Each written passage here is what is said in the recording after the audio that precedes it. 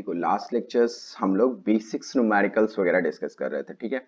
हमने क्या क्या डिस्कस कर लिया, थोड़े से बेसिक्स न्यूमेरिकल्स देख लिए थे, टेंशन का फ्री बॉडी डायग्राम कैसे बनता है वो देख लिया हमने, नॉर्मल का फ्री बॉडी डायग्राम कैसे बनता है वो देख लिया। आज हम लोग क्या करेंगे, न्यूमेरिकल डिस्कस करेंगे, ठीक है। और न्यूमेरिकल्स में जैसे हमने नॉर्मल का फ्री बॉडी डायग्राम देखा था, अब उसको एनालाइज करते हुए नॉर्मल कैसे हम निकालते हैं न्यूमेरिकल में, वो आज हम लोग थिंक करेंगे, ठीक है। ओके, तो नाउ टुडे जो आज हमारा सेक्शन है वो क्या है, देखो नॉर्मल रिएक्शन पे रिलेटेड न्यूमेरिकल आज हम लोग डिस्कस करेंगे, ठीक है।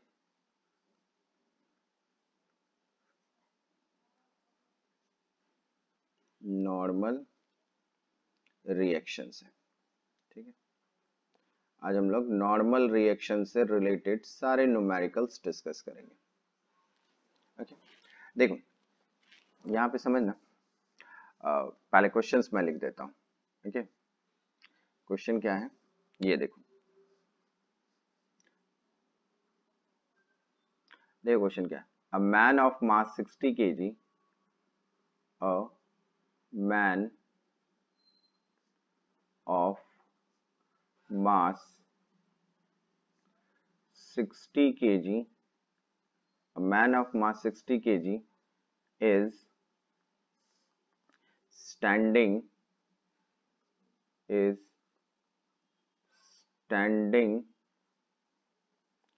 on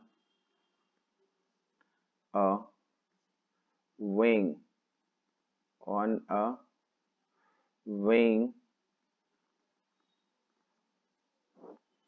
machine, weighing machine 2, placed on a ground, placed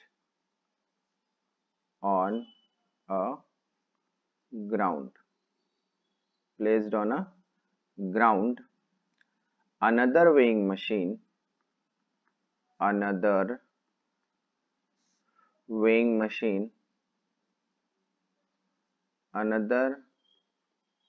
weighing machine first as mass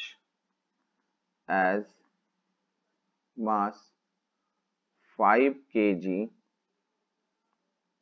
is placed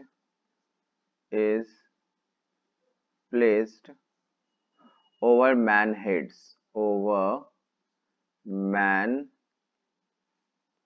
head. A block of mass 50 kg, a block of mass 50 kg is put on the weighing machine first. Weighing machine first. Calculate the reading of weighing machine. Reading of weighing machine. Reading of weighing machine first and second as shown in figure. As shown in figure, ठीक है। देखो अब यहाँ पे इसका diagram समझना, diagram क्या है, देखो यहाँ पर ऐसे समझो एक मैन है, यहाँ समझना इस जगह ऐसे समझो ये एक मैन है, ठीक है। ये इज इट क्लियर, ये मैन है और ये क्या कर रहा है, ये एक वेइंग मशीन पर है, ठीक है। एक वेइंग मशीन है नीचे, ऐसे समझो जैसे हम लोग वेइंग मशीन पे डॉक्टर वगैरह क्या जाते हैं ना, तो क्या कहता है पहले कितना वेट है ये बताओ, तो वही ये वेइंग मशीन है, ठीक है। यहाँ पे समझो वो मीटर जो लगा रहता है जहाँ पे मेजरमेंट होता है वो है। Is it clear? ये क्या है मेरे पास? Weighing machine, weighing machine 2। ठीक है, अब यहाँ समझो, इसके बाद ये अपने इसके सर पे एक और वेइंग मशीन रखा हुआ है इस तरह का। ठीक है, ऐसा एक वेइंग मशीन और इसके पास रखा हुआ है। ठीक है, और इसके ऊपर, इस वेइंग मशीन के ऊपर, ऐसे समझो, इस वेइंग मशीन के ऊपर एक 50 केजी का ब्लॉक रखा हुआ है। ठीक है, और ये जो आइडेंटिफाई किया जा रहा है इसको बुलाया जा रहा है वेइंग मशीन फर्स्ट। ये वेइंग मशीन फर्स्ट है। ठीक है, तो यहां हमसे क्या पूछ रहा है? Calculate the reading of the weighing machine first and second as shown in figure. ठीक है, अब हमें ये देखना है कि हमें क्या फाइंड करना है कि कितना रीडिंग होगा वेइंग मशीन फर्स्ट और सेकंड का। देखो, अब यहाँ पे बेटा एक एक टर्म्स को ध्यान से समझोगे। ठीक है, कि देखो ये है वेइंग मशीन 2 और इसके सर पे है वेइंग मशीन 1। देखो मैं सॉल्यूशन करता हूँ, ध्यान से समझना एक एक पार्ट को। ठीक है, क्या हो रहा है कि यहां पर देखो ये इस तरह से बना हुआ है। एक एक सिचुएशन समझना, ध्यान से समझना। ये वेइंग मशीन फर्स्ट है मेरा, इस तरह से मीटर बना हुआ है, और यहाँ पे देखो इस जगह एक पर्सन ऐसे खड़ा है। ठीक है ना, वेइंग मशीन फर्स्ट पे, सॉरी सेकंड पे, और यहाँ पर इस जगह आप देखोगे कि एक वेइंग मशीन और बनी हुई है। ठीक है, और इसके ऊपर एक 50 केजी का ब्लॉक रखा हुआ है। ये क्या है? Weighing machine. ये देखो ये वेइंग मशीन 2 है और ये वेइंग मशीन फर्स्ट है। तो हमारा काम क्या होता है? हमारा काम क्या होता है कि जिसको आपको फाइंड आउट करना है, ठीक है ना, तो सराउंडिंग से सिस्टम को सेपरेट कर लो। ठीक है, तो सराउंडिंग से सिस्टम को सेपरेट, देखो तो ये जो वेइंग मशीन है इसके नीचे ये जितना है ये सब क्या हो जाएगा? ये सब सराउंडिंग है। और सिस्टम कौन है? 50 केजी, क्योंकि पहले पूछ रहा है कि हमें नॉर्मल निकालना है। ठीक है ना, नॉर्मल कितना होगा। यहाँ कह रहा है ना calculate the reading of the weighing machine. Reading of the weighing machine हमेशा याद रखो, reading of the weighing machine का मतलब ही होता है क्या? Normal reaction. ठीक है, मैं एक जगह कहीं नोट कर देता हूं, तुमको याद रहना चाहिए। यहाँ पे नोट पॉइंट में लिख लो, नोट में इसको हमेशा याद रखोगे कि reading of the weighing machine, reading of the weighing machine, reading of the weighing machine is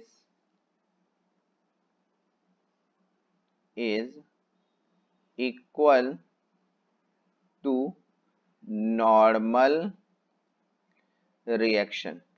अभी देखो अगर ये तुमको नहीं समझ में आ रहा है तो मैं एक छोटा सा चीजें याद कराता हूँ तुमको। जैसे तुम क्या करो, तुम अगर किसी वेइंग मशीन पे खड़े हो, तुम्हारा वेट 62 केजी आया, और सपोज करो तुम्हारे फ्रेंड ने क्या किया, मस्ती में, तुम उसको देख नहीं रहे हो, तुम्हारे फ्रेंड ने मस्ती में क्या किया, उस वेइंग मशीन पे हल्का सा अपना पैर या अपना फिट टच कर दिया।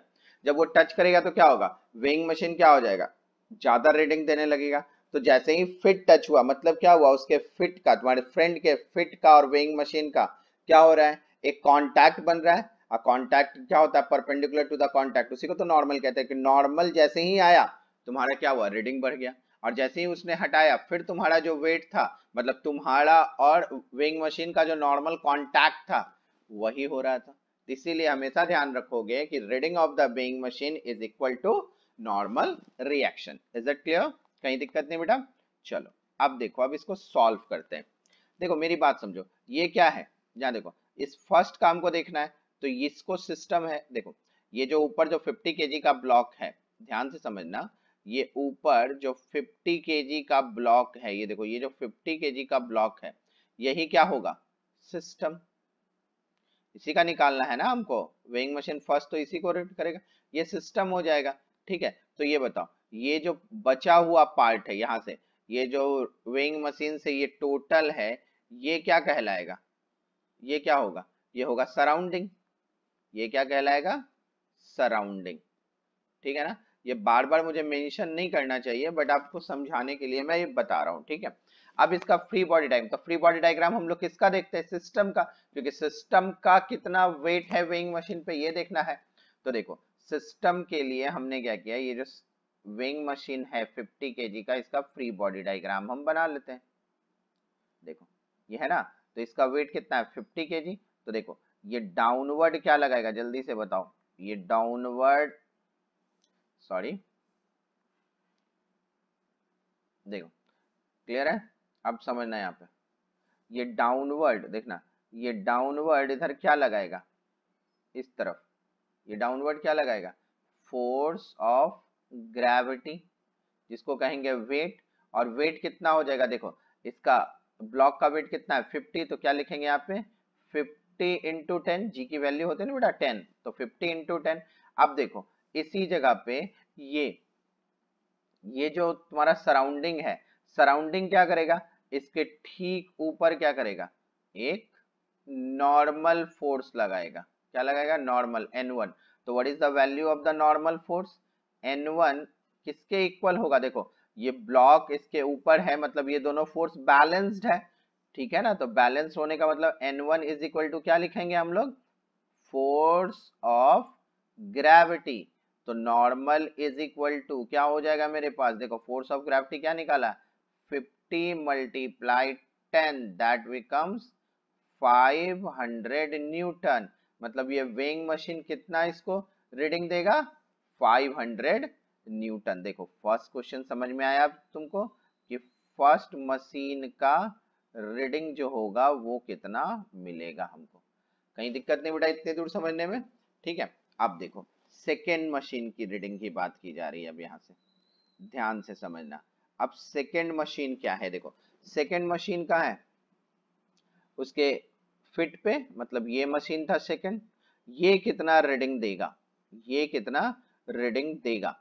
ठीक है ना, ये जो मशीन है ये कितना रीडिंग देगा, क्लियर है, ये कितना रीडिंग देगा।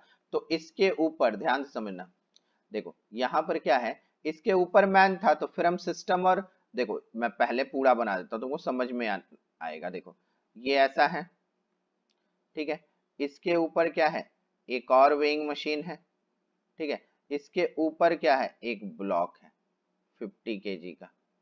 ठीक है, ये भी एक पहला वेइंग मशीन है। ठीक है, अब देखो अब हमको सिस्टम और सराउंडिंग को अलग करना है, तो देखो ध्यान से समझना, ये जो टोटल होगा, ये देखो यहां से इसी का, अब ये सेकेंड मशीन पे हमको देखना है कि सेकेंड मशीन पे ये कितना वेट हो रहा है, इतनी क्या हो रहा है, वेइंग मशीन फर्स्ट 50 केजी और मैन सब है इस वेइंग मशीन पर, तो ये टोटल क्या हो गया, सिस्टम, तभी तो इसका रीडिंग निकालेंगे, तो इसको हम क्या बोलेंगे, ये क्या हो गया, सिस्टम। ये क्या है मेरे पास, सिस्टम। अब ध्यान से देखो, अब यहाँ पर ये जो वेइंग मशीन सेकेंड है, ये जो है ना वेइंग मशीन सेकेंड, ये क्या कहलाएगा, हम सराउंडिंग। ठीक है ना, ये क्या कहला देगा, देखो इसको क्या बोलेंगे बेटा हम लोग, सराउंडिंग। ठीक है, यहाँ देखो ये क्या हो गया मेरे पास, सराउंडिंग। देखो कहीं दिक्कत नहीं, ये सेक्शन समझ में आया आपको। अब देखो, अब इस पूरे का आपको फ्री बॉडी डायग्राम बनाना है, तो ड्यू टू द क्वेश्चन देखो यहां पर तुम समझना मेरी बात, अब हम सिस्टम को अलग कर रहे हैं, ये हो गया मेरा सिस्टम, इस पे हमें फ्री बॉडी डायग्राम चेक करना है।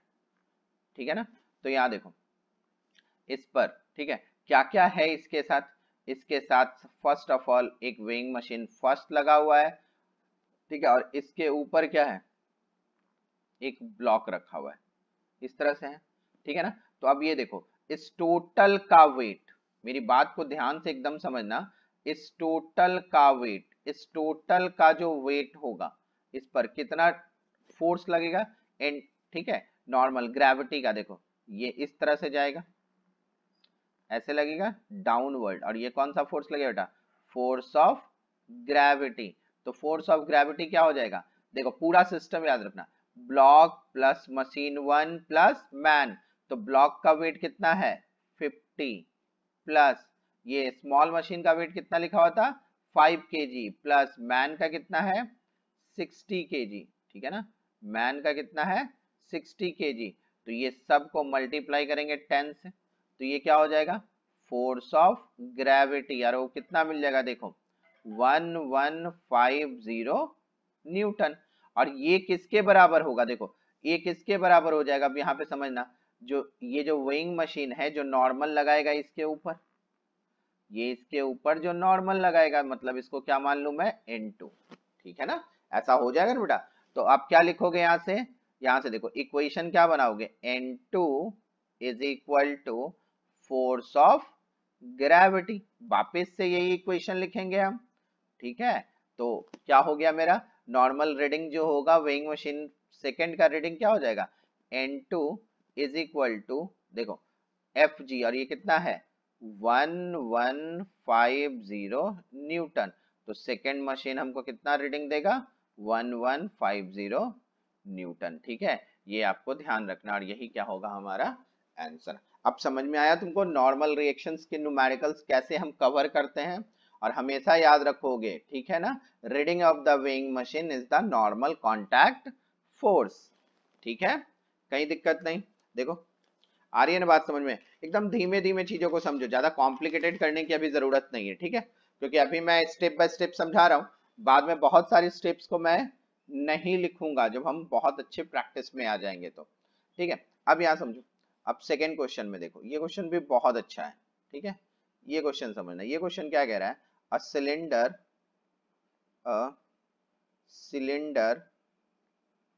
सिलेंडर ऑफ weight, देखो a cylinder of weight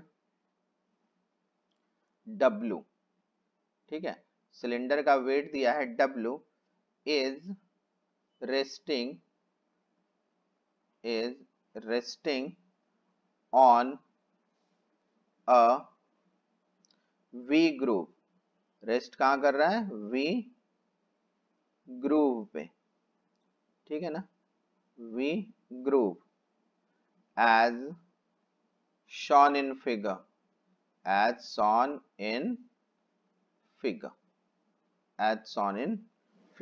ठीक है। अब पहले फिगर बना लेते हैं हम, फिगर क्या है देखो, फिगर ऐसा है कि एक सिलेंडर है, सिलेंडर का मतलब इस तरह से, ये एक सिलेंडर है, ठीक है, इसको क्या किया जा रहा है, इसको एक वी शेप के ग्रुप पे ऐसे रखा जा रहा है,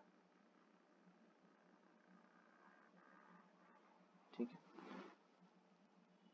है, ऐसा एक वी शेप का ग्रुप, ठीक है ना, इस पे ऐसे रख रहे हैं अपने इस तरह से, ठीक है।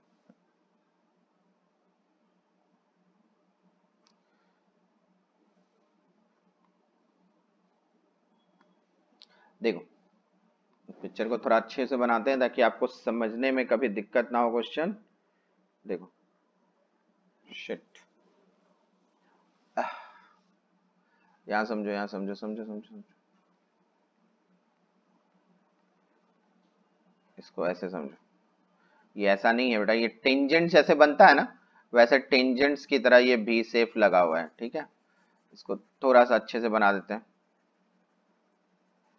क्लियर है। पिक्चर बहुत इंपॉर्टेंट हो जाती है, खासकर न्यूटन्स लॉ में, अगर पिक्चर में कुछ गड़बड़ हो गया तो सारा गड़बड़ ही हो जाता है, देखो, क्योंकि फ्री बॉडी डायग्राम में हमें ज्योमेट्री का बहुत ध्यान रखना पड़ता है, देखो ऐसे टच करता हुआ जा रहा है, एक जो है वो इस तरह से टच करता हुआ जा रहा है, सपोज करो यहाँ टच है, ठीक है, और इस जगह से ऐसे ये सरफेस है, ओके, ये है हमारे पास क्वेश्चन, कहीं दिक्कत नहीं अब आपको समझने में, ठीक है। अब देखो यहाँ पे समझना, ये जो दूसरा देखो, ये एंगल दिया हुआ है 60 degree, this angle is also 60 degree, और ये भी एंगल क्या है हमारे पास 60 डिग्री, ठीक है, इस तरह से ये अरेंज्ड है, ऐसे ये वी शेप का ग्रुव है जो अरेंज किया हुआ है, ठीक है, क्लियर है, ऐसा है ये, ओके।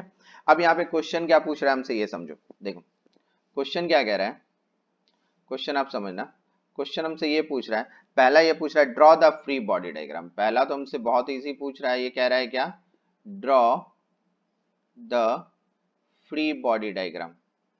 फ्री बॉडी डायग्राम, पहला हमें फ्री बॉडी डायग्राम बनाना है। बी पार्ट क्या कह रहा है हमने, कैलकुलेट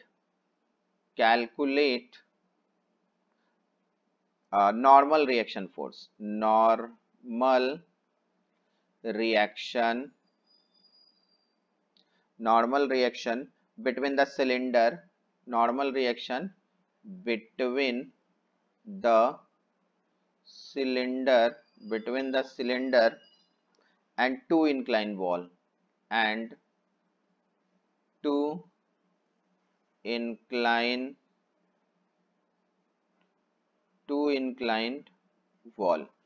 ठीक है, एंड टू इंक्लाइन वॉल।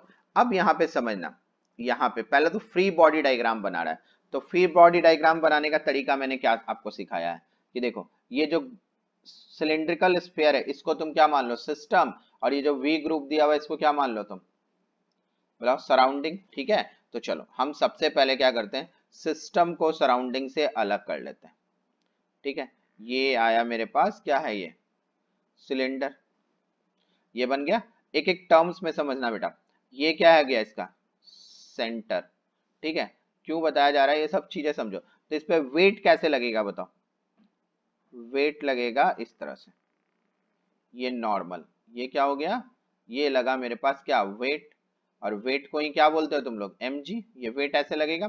ठीक है, अब देखो एक नॉर्मल, देखो यहाँ पर एक कांटेक्ट इस पोजीशन पर है और एक कांटेक्ट इस पोजीशन पे, तो दो नॉर्मल दिख रहा है हमको।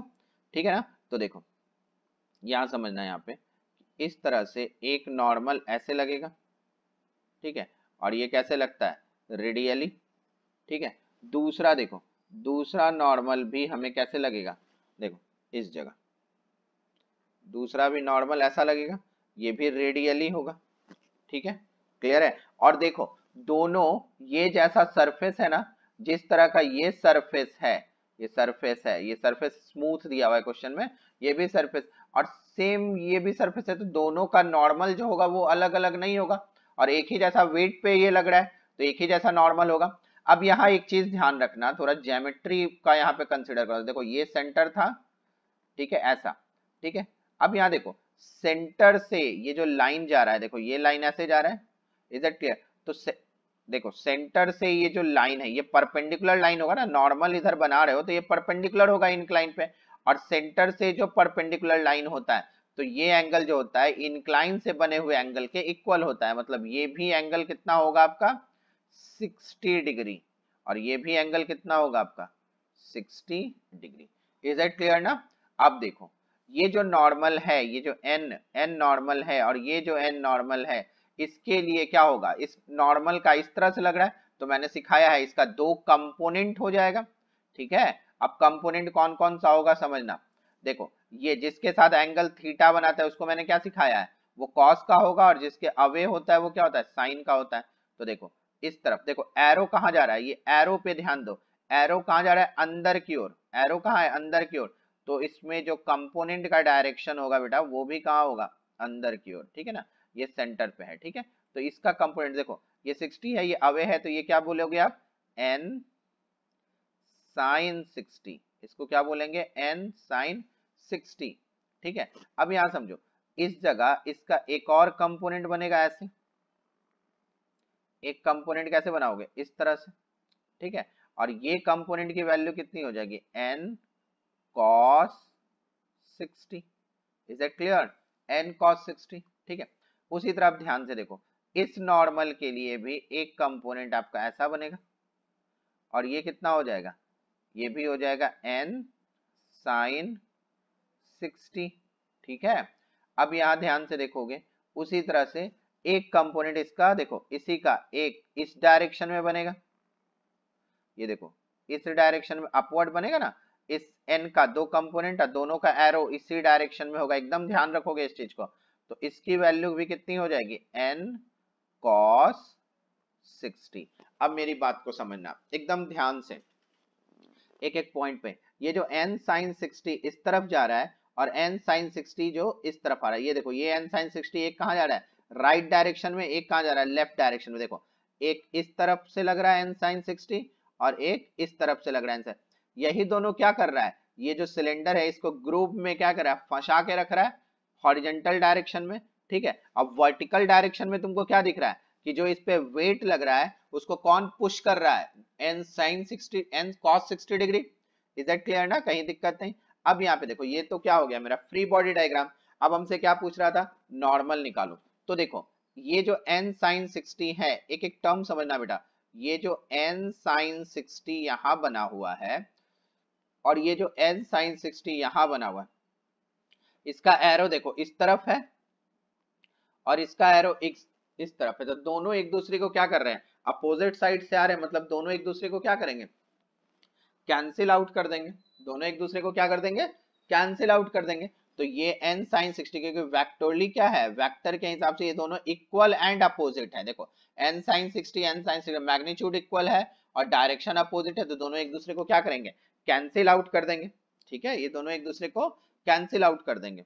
आ रही है आपको बात समझ में। तो अब हम क्या देखेंगे कि इसका वर्टिकल डायरेक्शन का फोर्स देखो, तो हम क्या लिख रहे हैं यहाँ पे, वर्टिकल डायरेक्शन, वर्टिकल डायरेक्शन का फोर्स देखो, क्योंकि हॉरिजॉन्टल डायरेक्शन का तुमको क्या मिल गया कि दोनों एक दूसरे को कैंसिल करे, तो वर्टिकल डायरेक्शन देखो n cos 60 एक इधर जा रहा है और एक n cos 60 इधर जा रहा है, तो क्या लिखोगे 2n cos 60 डिग्री। और इसको कौन बैलेंस कर रहा है, ये W, ये वेट बैलेंस कर रहा है ना जो डाउनवर्ड लग रहा है, तो इज इक्वल टू क्या लिख लेंगे हम लोग, वेट मतलब W। तो what is the value of n, n की वैल्यू क्या हो जाएगी बेटा, देखो W है ना, ये देखो ये W divide by weight divide by क्या हो जाएगा 2 cos 60 डिग्री।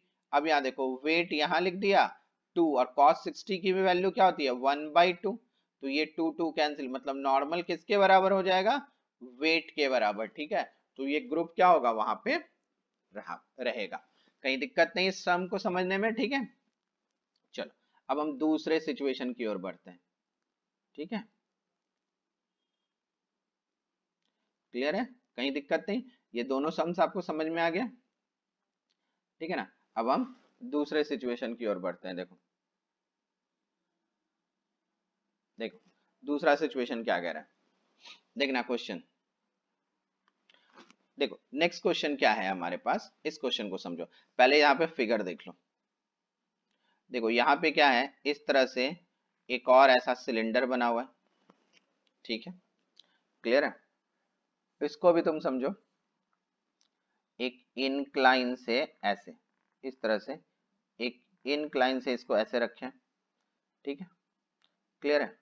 और इसके साथ इस तरह से यहाँ एक वर्टिकल वॉल है, ठीक है, इस तरह से एक वर्टिकल वॉल बनाया हमने, ठीक है, ऐसे समझो ये एक वर्टिकल वॉल है,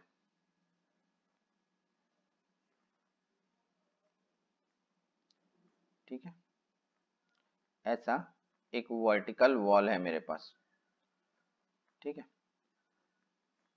इस तरह समझो एक वर्टिकल वॉल बना हुआ है, ठीक है, ये हमने वर्टिकल वॉल डिजाइन किया है। और ये जो है मेरा ये क्या है, ठीक है, एक इनक्लाइन है, ओके। अब यहां समझो इस इनक्लाइन का ये जो एंगल है बेटा, ये दिया हुआ है 30 डिग्री, ठीक है, क्लियर। ये जो वॉल है ये बी है और ये इनक्लाइन ए है, ठीक। अब क्वेश्चन देखो क्या है, पूरा क्वेश्चन समझना। देखो क्वेश्चन क्या है मेरे पास, द 50 kg, देखो क्वेश्चन है the 50 kg homogeneous sphere, homogeneous sphere, homogeneous sphere rest on the 30 degree incline, 30 degree incline A and bears against the smooth the smooth vertical wall. B, calculate the contact force. Calculate the contact force at A and B. देखो ये अब हमें निकालना है, ठीक है ना। इस पे क्या निकालना है, calculate the contact force A and B, ठीक है। क्लियर है।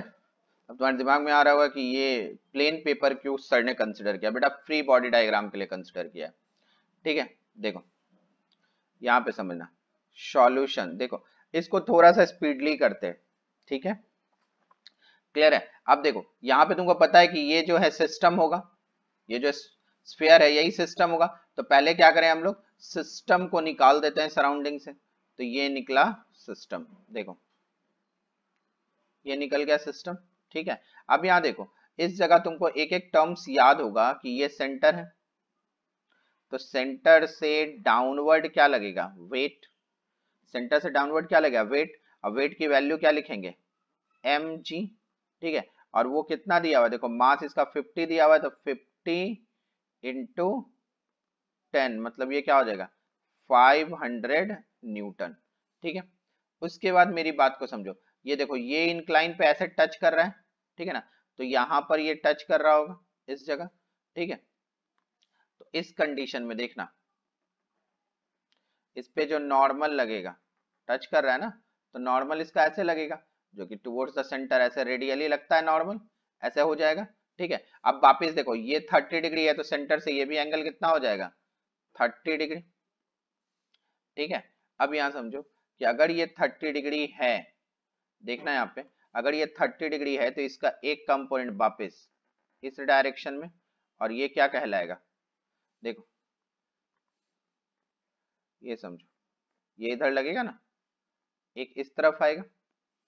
क्लियर है। तो ये कितना होगा, ये हो जाएगा आपको कितना बोलेंगे इसको, देखो ए पे लग रहा है तो इसको हम बोल देते हैं क्या, ये कौन सा नॉर्मल हो जाएगा एन ए। क्लियर है बेटा, ये क्या हो जाएगा एन ए। तो इसको इस डायरेक्शन में क्या बोलेंगे हम, N A sign 30 degree.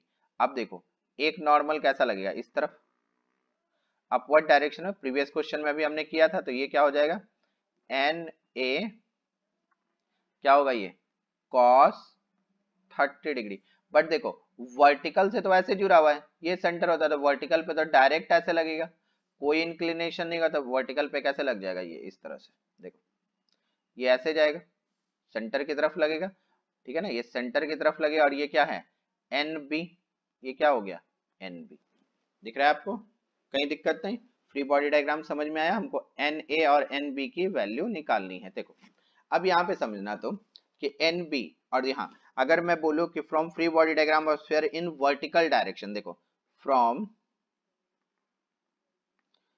Free body diagram in vertical direction, in vertical direction, तो बोलो क्या क्या लिखोगे वर्टिकल डायरेक्शन में बेटा, एक एन ए कॉस 30 इस तरफ जा रहा है, डाउनवर्ड क्या जा रहा है एम जी, तो ये क्या लिख देंगे हम N A cos 30 degree is equal to क्या लिख दूं मैं एम जी। ऐसे कैलकुलेट करेंगे ना, कहीं दिक्कत नहीं, आपको समझ में आ रही है एक एक बात। अब देखो एन ए की वैल्यू क्या हो जाएगी बताओ, एन ए की वैल्यू हो जाएगी M G divide by cos 30 degree. तो बताओ एम जी की वैल्यू हमने कितनी निकाली, यहाँ पे देखो 500 न्यूटन, तो क्या लिखेंगे 500 डिवाइड बाई कॉस 30 क्या हो जाए √3/2, तो 2 को ऊपर मल्टीप्लाई कर लें, ये कितना हो जाएगा 1000 बाई √3 न्यूटन। ये आ गया एन ए की वैल्यू। तो what is the value of N B, हमको एन बी भी निकालना है। तो देखो ध्यान से समझना, इसको ऊपर करते हैं।